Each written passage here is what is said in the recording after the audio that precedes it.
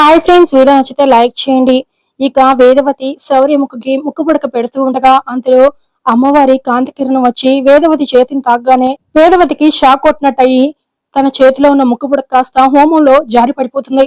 దాంతో అందరూ షాక్ అవుతూ ఉండగా వేదవతి కూడా షాక్ అయిపోతూ, అయ్యో ముక్కు పుడక హోమంలో పడిపోయింది, కాలి బూడిదైపోయేలా ఉంది. బూడిదైపోయిందంటే మన ఇంటికే కాకుండా 10 అరిష్టం అని అందరూ తలా ఒక మాట మాట్లాడుతూ ఉండగా అయిపోయింది, సర్వనాశనం అయిపోయింది అని పెద్దరాజు అంటూ ఉండగా నా కూతురికి ముక్కు పుడక దక్కకూడదని ఇక్కడ అందరూ కళ్ళు మండిపోతున్నాయి. జనాల ఏడుపు తగిలేసింది, నరదిష్టి తగిలేసింది, అందుకే అది మంటల్లో పడిపోయింది అని నిహారిక కిట్టు అరుస్తూ ఉండగా ఎవరైనా చేపట్టి తీయండి అని శౌరి అంటుంది.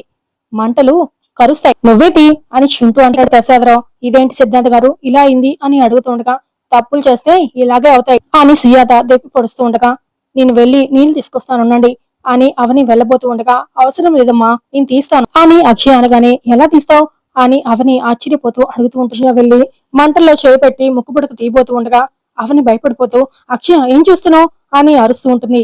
ఇక అందరూ షాక్ అవుతూ అలా చూస్తూ ఉండగానే అక్షయ ఆ మంటల్లో చేపెట్టి ముక్కు పుడకని హోమంలోంచి బయటకు తీయగానే అందరూ చాలా ఆశ్చర్యపోతూ ఏంటి ఈ విచిత్రం, చాలా సునాయాసంగా నిప్పుల్లోంచి తీసింది, చేయి కూడా కాలేదు అని పెద్దరాజు చింటూ అంటూ ఉండగా ఎన్నో యాగాలు హోమాలు చేయించానమ్మా, ఎప్పుడు ఇలాంటి అద్భుతాలు చూడలేదు. నేను ఇంట్లో అడుగు పెట్టినప్పుడే అక్షయ కళలో మెరుపు చూశాను, నుదుటిన కాలచక్రం చూశాను, అప్పుడే అనుకున్నాను కారణ జన్మరాలు అయ్యుంటుందని. ఇప్పుడు ఆ దర్శనం కనిపించింది. ఈ పాప సామాన్యురాలు కాదమ్మా, అమ్మవారి కరుణా కటాక్షాలు ఈ పాపకి పుష్కలంగా ఉన్నాయి. ముందు మీరు ఈ మనవరాలకి ముక్కు పుడక ఇద్దాము అనుకున్నారు కదా, ఆ నిర్ణయమే కానివ్వండమ్మా అని సిద్ధాంత్ గారు చెప్పడంతో నిహారిక గిట్టు షాక్ అవుతూ చూస్తూ ఉంటారు. చెప్పాను కదా ఏదో ఒక అద్భుతం జరుగుతుంది అని, ఆ విధంగానే జరిగింది అని సుజాత అంటూ ఉంటుంది. ముక్కు పుడక శవరికి అర్పించడం అపశృతిగా ఆ అమ్మవారు భావించింది, అందుకే ఈ విధంగా జరిగింది అని సిద్ధాంత్ గారు అంటూ ఉండగా ఏం కాదులే సిద్ధాంత్ గారు, ఈసారి హోమంలో పడకుండా ప్రయత్నిస్తాను అని వేదవతి అంటుంది. ఆ దైవంతో ఆటలు మంచిది కాదమ్మా, ఒకసారి అడ్డుపడినప్పుడే అది మనకి హెచ్చరిక అనుకుని బుద్ధి తెచ్చుకోవాలి, అటువంటి దుస్సాహసం నేను చేయలేనమ్మా, మీరు ప్రయత్నించి మూల్యం చెల్లించుకోకండమ్మా అని సిద్ధాంత్ గారు హెచ్చరిస్తూ ఉంటారు. జరుగుతుంది మంచిది కాకపోతే దైవమే అడ్డుపడుతుంది అని నా కూతురు అన్నట్టుగానే జరిగింది అని అవని అంటుంది. మొక్కుబుడక దక్కవలసిన వారికి దక్కి అందరికీ శ్రేయస్కరమమ్మా, మిగతా ఫలితం దక్కకుండానే పోయింది, ఇక నేను బయలుదేరతానమ్మా అని చెప్పేసి సిద్ధాంత్ గారు వెళ్ళిపోతూ ఉండగా సిద్ధాంత్ గారు ఆగండి అని వేదవతి పిలుస్తూ ఉంటుంది. అయినా కూడా ఆయన వినకుండా వెళ్ళిపోతూ ఉంటారు. ఇక నిహారిక ఈ అక్షయ ఈ మధ్య కనికట్లు నేర్చుకుంది, అందుకే ఇలా జరిగింది, ఇదేదో మ్యాజిక్లు నేర్చుకుని మన మీద ప్రయోగించింది, పావులను పట్టుకోవడం, అగ్నిలో చేపెట్టి పట్టుకోవడం ఈ అక్షయకి వీళ్ళు నేర్పించినట్టున్నారు అని నిహారిక కిట్టు తెప్పి పొడుస్తూ ఉండగా ఇక పెద్దరాజు అలాంటి విజయాలన్నీ మీకు తెలిసినంతగా ఇంకెవ్వరికి తెలియవు అని పెద్దరాజు సెటైర్ వేస్తూ ఉంటాడు.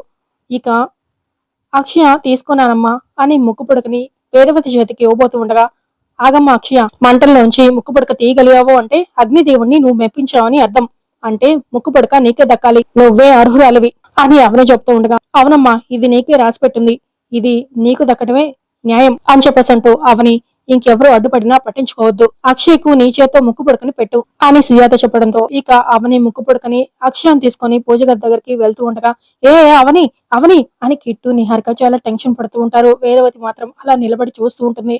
ఇక సుజాత కూడా అవని వాళ్ళ దగ్గరికి వెళ్ళగానే అమ్మా నానమ్మగా నచ్చకుండా ముక్కు పుడకని నువ్వు ఇలా పెట్టడం మంచిది కాదమ్మా అని అక్షయ అంటుంది. మీ నానమ్మ తన గౌరవాన్ని కాపాడుకోలేకపోయింది, ఇక చాలే అని సుజాత అంటుంది. నా సహనం కూడా చచ్చిపోయింది, అందుకే ఇటువంటి నిర్ణయం తీసుకున్నాను అని అవని అంటుంది. ఇక శ్రీకర్ ఇలా దౌర్జన్యంగా అధికారాన్ని చేతుల్లోకి తీసుకోవడం పద్ధతి కాదు అని అరుస్తూ ఉండగా ఇంకెవరు ఏం మాట్లాడకండి, మీ కూతురికి మీ ముందు అవమానం జరుగుతుంటే మీరు అడ్డుకున్నారా, మీ కూతురు పట్ల చూపించాల్సిన ప్రేమ మీరు చూపిస్తున్నారా, అసలు మీరు మీ కూతురిని దగ్గరికి తీసుకుంటున్నారా, అందుకే నా కూతుర్ని విముక్తురాల్ని చేయడానికే అమ్మవారి సాక్షిగా ఈ ముక్కు పుడకని నా కూతురికి పెడతాను అని చెప్పేసి అంటూ ఇక అవని చాలా సంతోషంగా అక్షయ ముక్కుకి ముక్కు పుడక పెడుతూ ఉండగా అంతలో వేదవతి ఆగు అని పెద్దగా అరుస్తూ అక్షయ్కి ముక్కు పుడక ఇవ్వకపోవడానికి కారణం ఏంటో తెలుసా, అక్షయ శేఖర్ కూతురు కాదు కాబట్టి అని వేదవతి అనగానే అవని ఒక్కసారిగా షాక్ అవుతూ చూస్తూ ఉంటుంది.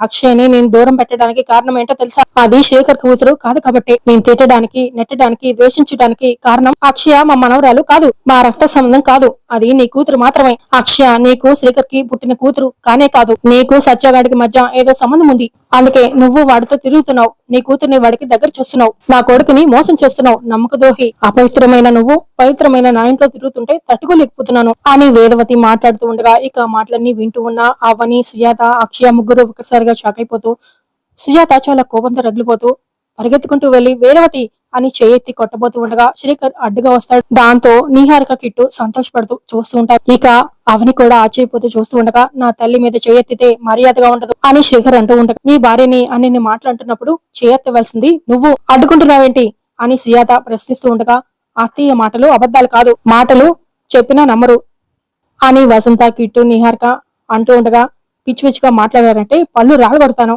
అని సుజాత వార్నింగ్ ఇస్తూ ఉంటుంది. నువ్వంటే నిజం అబద్ధం అయిపోతుందా, అవనికి సత్యతో సంబంధం ఉందని అన్నమాట నిజం అని నిహారిక అంటుంది. ఇంకొకసారి ఆ మాట అంటే చంపేస్తానే నిన్ను అని సుజాత అరుస్తూ ఉండగా నేనంటాను నన్ను కూడా చంపేస్తావా అని వేదవతి అడుగుతూ ఉంటుంది. దాంతో సుజాత అవని ఇద్దరు మరోసారి షాక్ అవుతూ చూస్తూ ఉంటారు. మరి ఏం జరగబోతుంది? అవనికి అక్షయకి సత్యకి డిఎన్ఏ టెస్ట్ చేపించి శ్రీకర్ కూతురు అక్షయ అని తెలుస్తారా, లేక అమ్మవారే వేదవతికి జ్ఞానోదయం అయ్యేటట్టు చేస్తుందా అనేది నెక్స్ట్ రాబోయే ఎపిసోడ్ లో చూద్దాం ఫ్రెండ్స్.